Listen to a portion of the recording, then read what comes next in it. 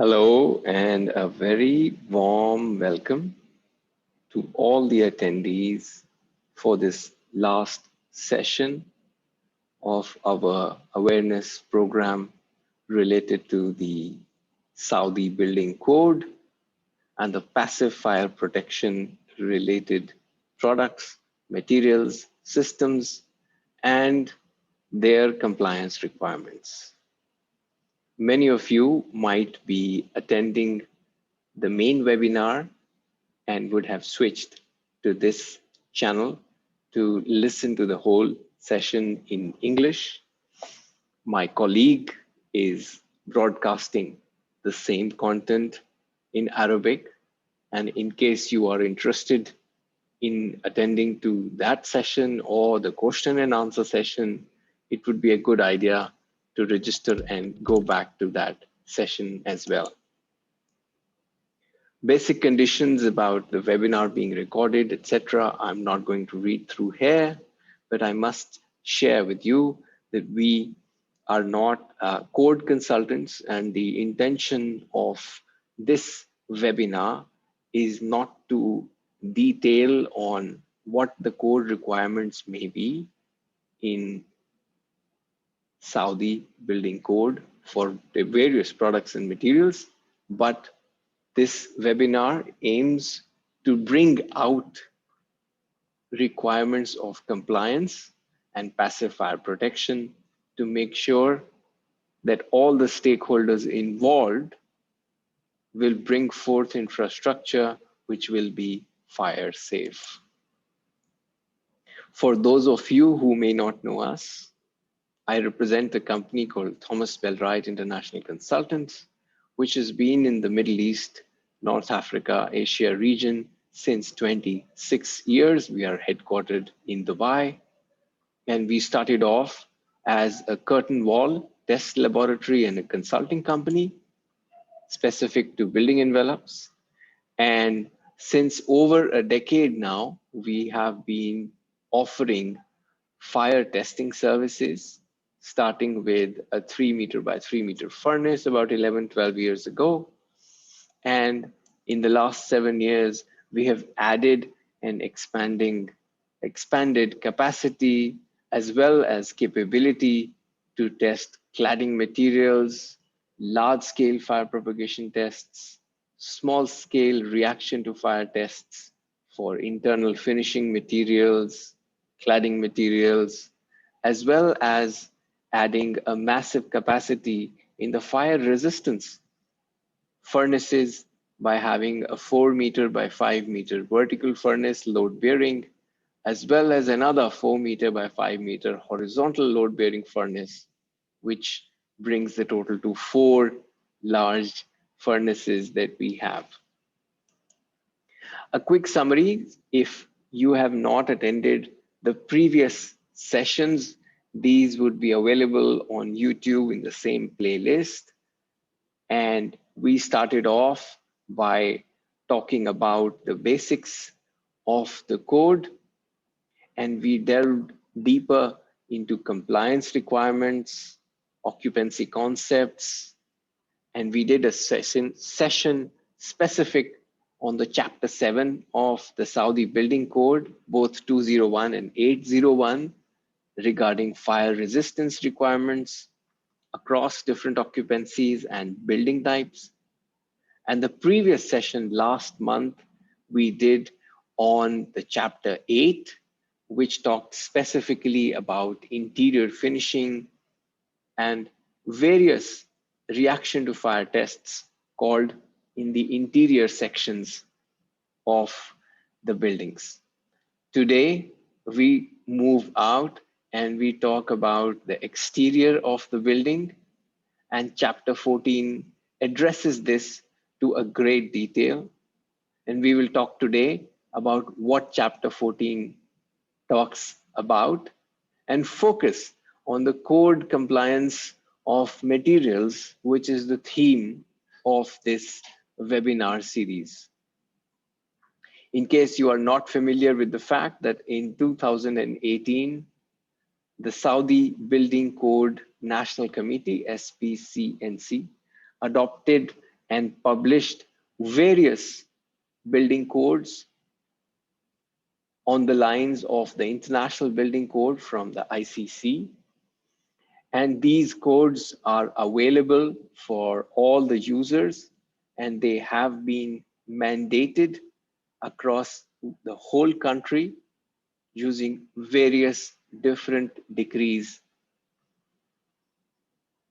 In the past, we have talked and touched up about the compliance requirements in the country, how they work, what are the mandatory compliance requirements, what are the voluntary compliance requirements and programs run by SASO, and how various private certification programs help implementation of the Saudi Building Code's material compliance requirements. We talked about occupancy concepts, what they are, and how they shape up various requirements. We touched about what is an active fire protection system, what is a passive fire protection system, and we detailed into passive fire protection as a concept. As some of you may have attended, the last session focused on the interior finishing, decoration requirements across various types of occupancies, buildings, and we talked in great detail about some select test methods and how compliance measures and procedures work.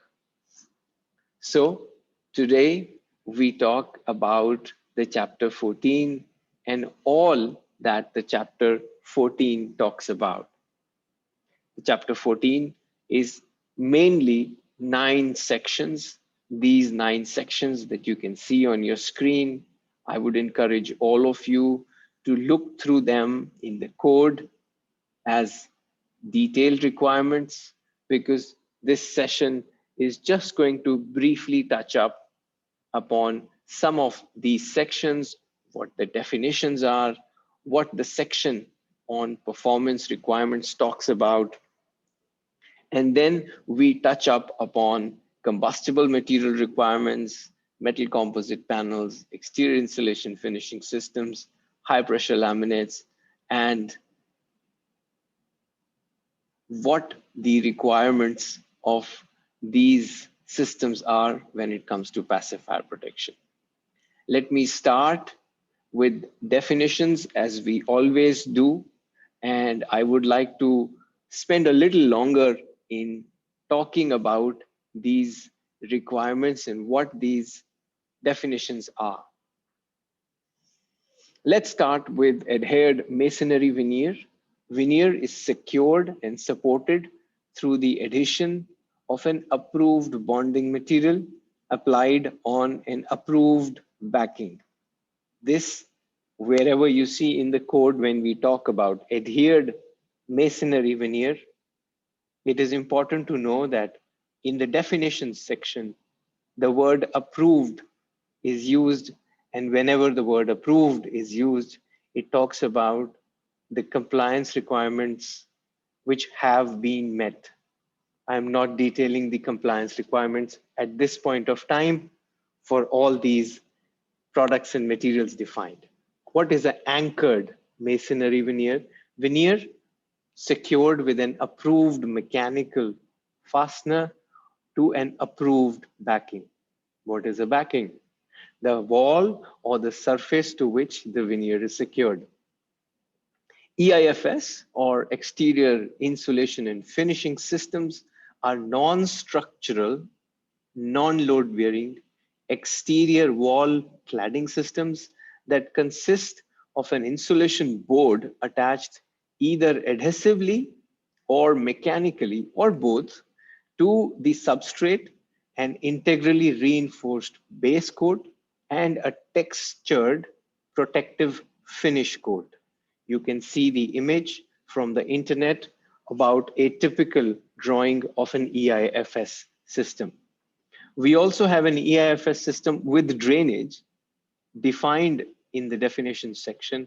And what this means is that it is an EIFS system that incorporates a means of drainage applied over a weather or a water resistive barrier. What is an exterior wall? As part of the chapter 14, a wall, bearing or non-load bearing, that is used as an enclosing wall for a building other than a firewall, and that has a slope of 60 degrees or greater with the horizontal plane. What is an exterior wall covering? A material or an assembly of materials applied on the exterior side of the exterior walls for the purpose of providing a weather resistive barrier, insulation for aesthetics, including but not limited to veneers, siding, exterior insulation finishing systems, architectural trim, and embellishments such as cornices, soffits, fascias, gutters, and leaders. The reason I am going through all of these definitions is important to know that the code which sets the prescriptive requirements defines to great detail certain types of materials and how various compliance requirements are explained for these types of materials. The code usually is very detailed, talking about mechanical, chemical, as well as, of course, the fire properties related requirements.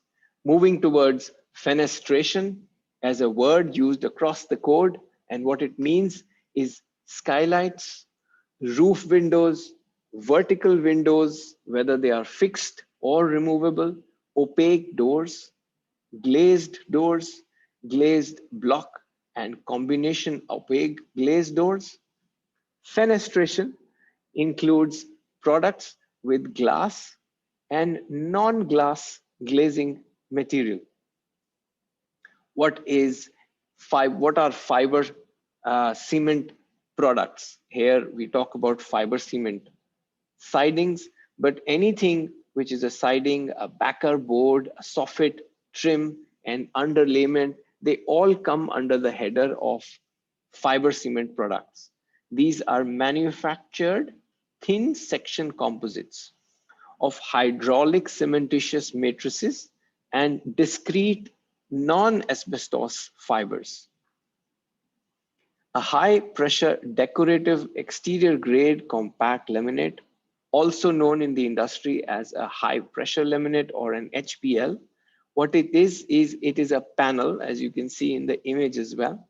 These are panels consisting of layers of cellulose fibrous material impregnated with thermosetting resins and bonded together by a high pressure process to form a homogeneous non-porous core suitable for an exterior use. Lately, these have become very, very popular because they provide a good amount of flexibility of what can be painted or printed or put out on high pressure laminates, which can be used for bringing about the expression of various architects or any other entity who wants to bring up a message with the facade as well. These HPL systems are the HPL along with a specific assembly, which includes joints, seams, attachments, substrate, framing, and all the other details which are appropriate for a particular design.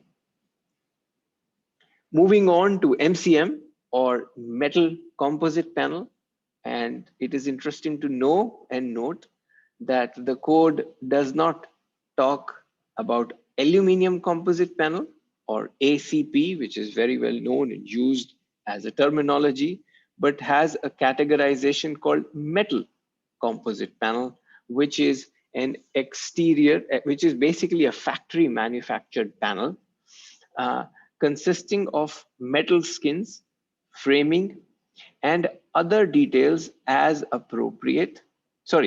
I'm sorry, I read it wrong.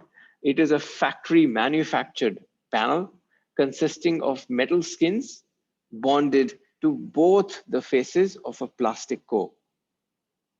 This is uniquely defined as metal composite and not aluminum, because it gives the flexibility of any kind of metal that can be or is used nowadays around the world. It could be copper, it could be anything that could be chosen, but the general assembly remains the same. A system, of course, the MCM system adds on all the other components which are required to complete the system. I'll also read through what a porcelain tile is, and this tile that conforms to the requirements of ANSI A137.1 under section 3 for a ceramic tile having an absorption of 0.5% or less, according to ANSI 137.1 section 4.1 and section 6.1.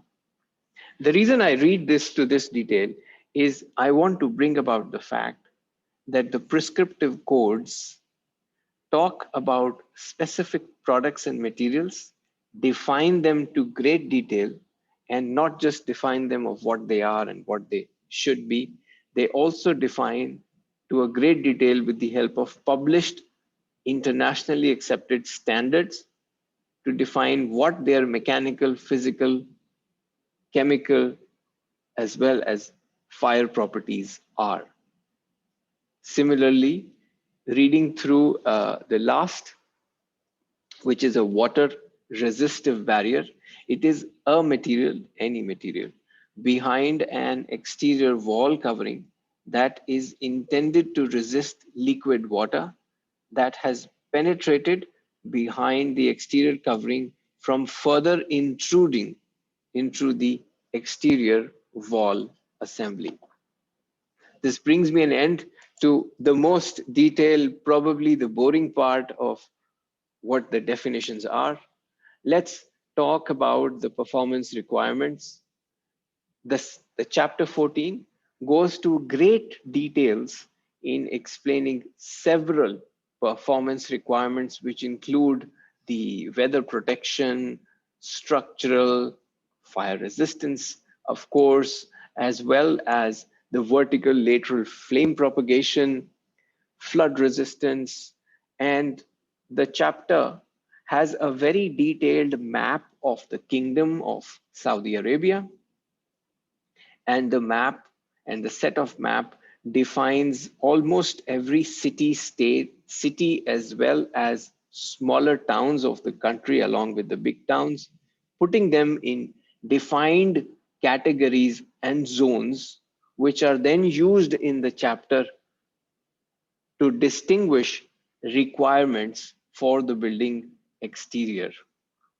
Let's get deeper into studying some of the performance requirements which are specific to fire safety and what the subsequent sections of the chapter talk about. The section related to combustible material on the exterior side of exterior walls applies to wall coverings, balconies, and similar projections, as well as bay and oriel windows constructed of combustible materials. The image that you see on the left defines what oriel windows are, and in the same way, the images that you see below are a descriptive, or you can better understand what bay windows actually are. The combustible materials specific to fire properties point to ignition resistance as a property that needs to be validated through a test called the NFPA 268 test. I will talk towards the end a little more detail about what this test does and how it uses a radiant heat energy source to quantify the reaction to fire properties of a building wall exterior covering. Metal composite panels, or metal composite materials as they are called, talk about several compliance requirements in the Saudi building code. It talks about But today, instead of talking about all the compliance requirements, we will focus specifically on the fire resistance rating of any MCM based system. What are the requirements for surface burning, thermal barriers, full scale tests, ignition temperatures, combustibility, classifications.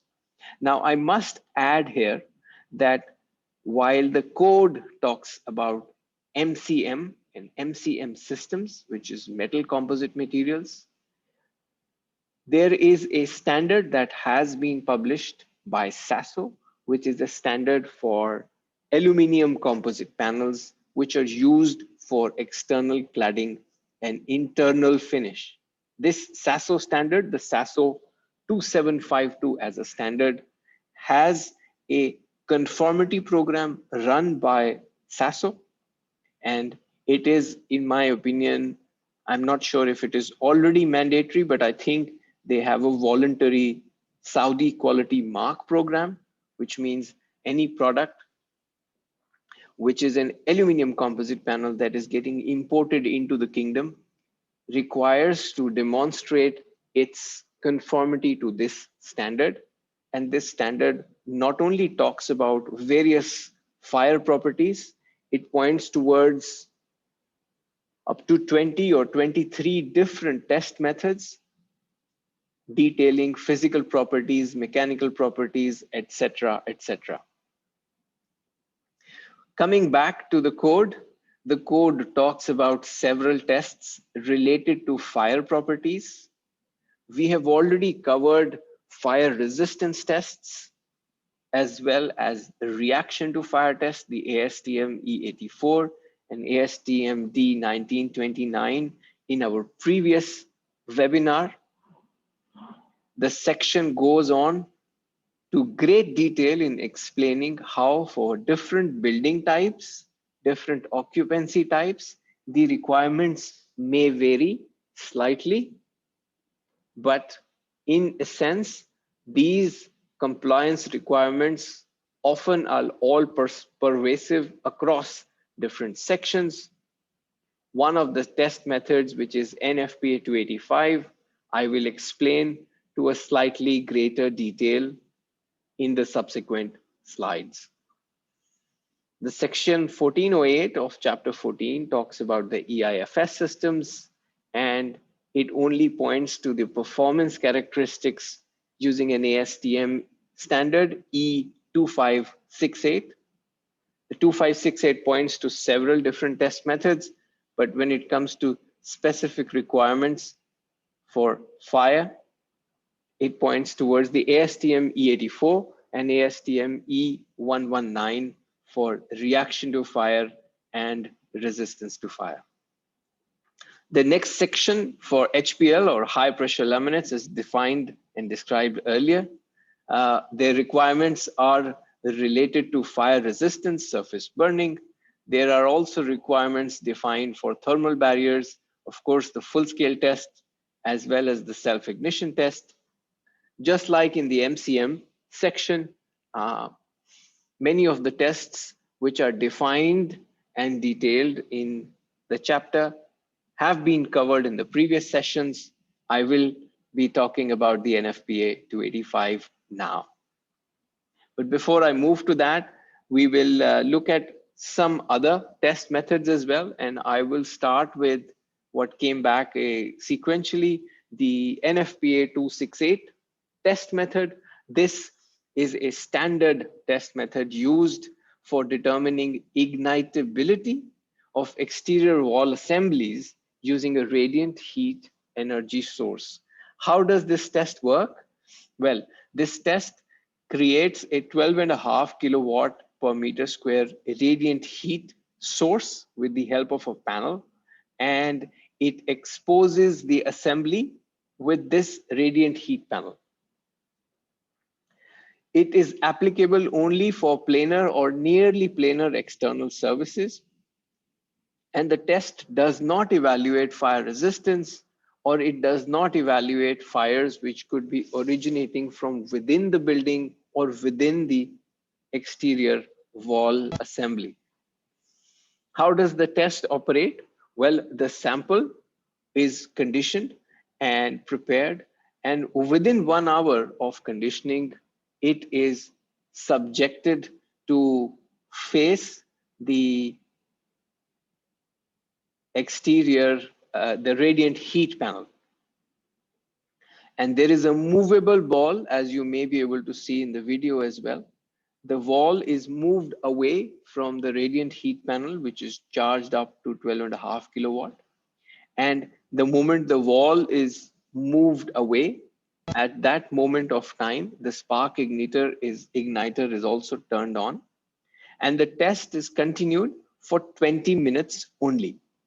And within 20 minutes, in case the sustained flaming is noticed, or in case the ignitable hot gases start getting emitted for more than 5 seconds, the time is noted and the results are written down. The test is stopped by getting the radiation shield back onto the specimen, and the source apparatus is then turned off. This test method is called for several different types of products and materials, and of course is available here in our laboratory, both for testing as well as certification and listing for manufacturers and projects. I will now move on to describing an ISMA, or an intermediate scale multi-story test apparatus.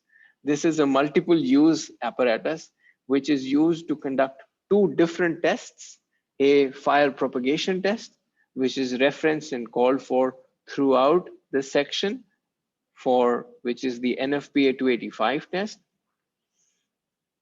And the same standard is also, and the same test apparatus is also used to conduct a fire resistance test, which is the ASTM E2307, and I will talk about it after a few slides. Starting with describing what the ISMA apparatus is, it is a simulation of a two-story structure. And in the two-story structure, we have something which is the ground floor room, or the burner room, as you can see on these images as well. And we have got an external window burner. This apparatus, in its original form when used to conduct the NFPA 285 test, recreates a situation where a fire could be breaking out of a window or any kind of opening that may or may not have existed in the beginning. The scope of the NFPA 285 test is that it quantifies the fire propagation characteristics of exterior wall assemblies and panels, components of curtain wall systems, using combustible materials or using combustible components. So at any given point of time, if an exterior wall assembly has a combustible component or a material, this test method is applicable. The fire propagation characteristics try to work out the post flashover fire scenario, which means it simulates a situation of post flashover in the interior compartment of a building. What does the test evaluate?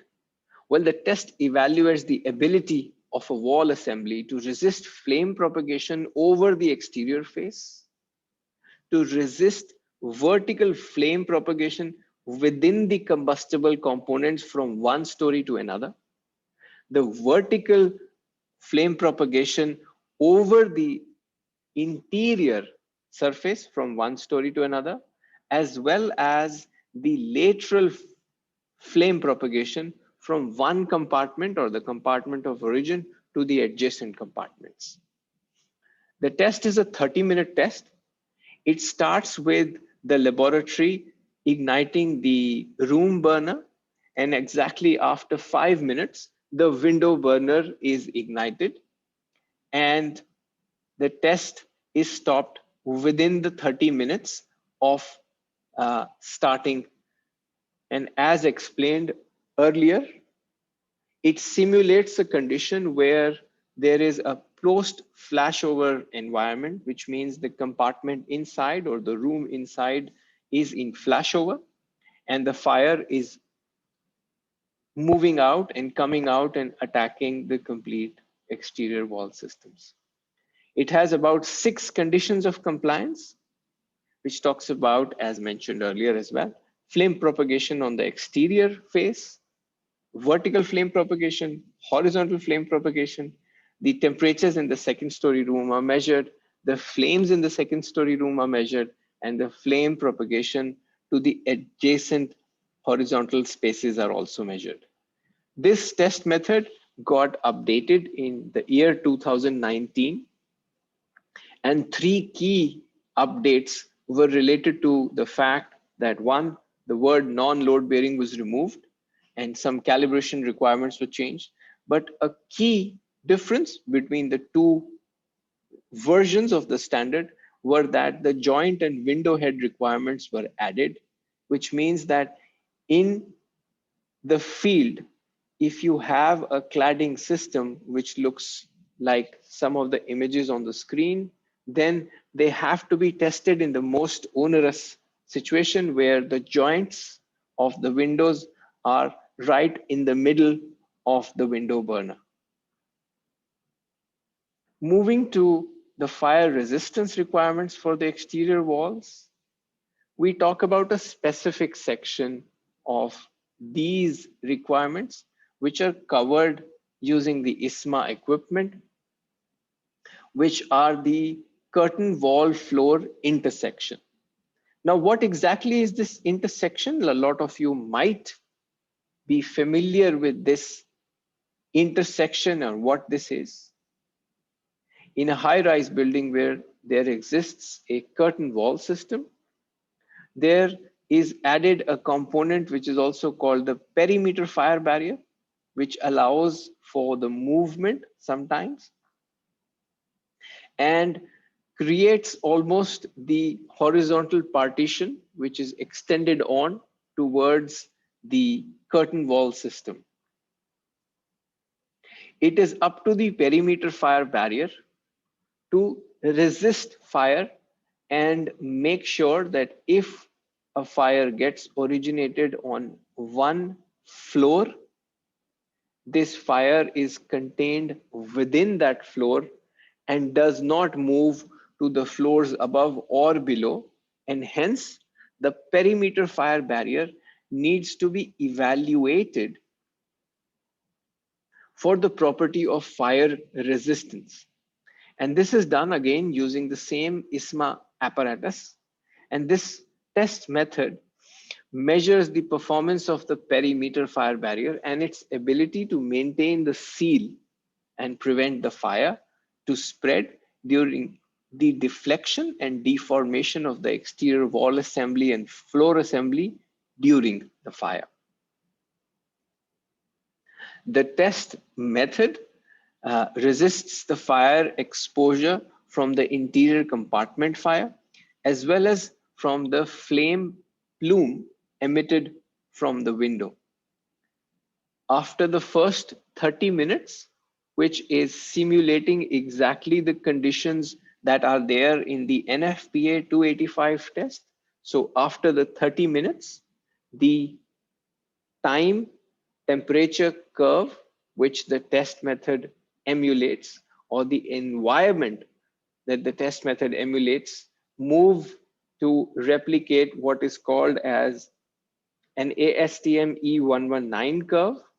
And an ASTM E119 curve replicates a fully developed fire, which is used to validate the containment or the fire resistance behavior or the fire resistance property. What you see on your screens on the top is a video from the external side, and below is the video which shows how the fire or smoke penetrated or did not penetrate in the second floor compartment. There are 4 conditions of compliance before the test is done. The apparatus onto which the sample is installed is cycled vertically and horizontally, as well as there are requirements of what is called the temperature rise or the T rating, and flame penetration or penetration of hot gases, which defines the F rating. These two ratings define in specific time that for how long the compartment is maintained. For specific properties of T rating, which is the temperature should not rise beyond the defined threshold, and in several cases, the load is also applied. As we have spoken about this in the past, that there are certain mandatory regulations in the country which are run through SASO, and along with the mandatory requirements or regulations, there are a large number of tests, test methods, as well as properties which are defined as minimum requirements in order to comply with the Saudi Building Code. And the easiest and the simplest way to have conformance to these codes is using the testing and certification route. I have talked about this several times in the past session, and we have touched about how the certification and listing methodology operates. And it is extremely critical in our understanding that if we are seeking to build high-rise buildings, which will last for a considerable number of years, we have a good method and a measure available to validate the behavior, specifically the fire properties of products, materials, as well as systems that are used in cladding or exterior wall, or for that matter, any other section of the building. And what better method to use a local lab, which is around you, and use the certification and listing procedures offered by us as Thomas Bell-Wright. I will welcome everybody back into the live question answer session, which is happening in the Zoom meeting, just in case you are watching to this live. If not, you are most welcome to send us an email or any other questions or queries, or just give us a phone call. I'll see you around.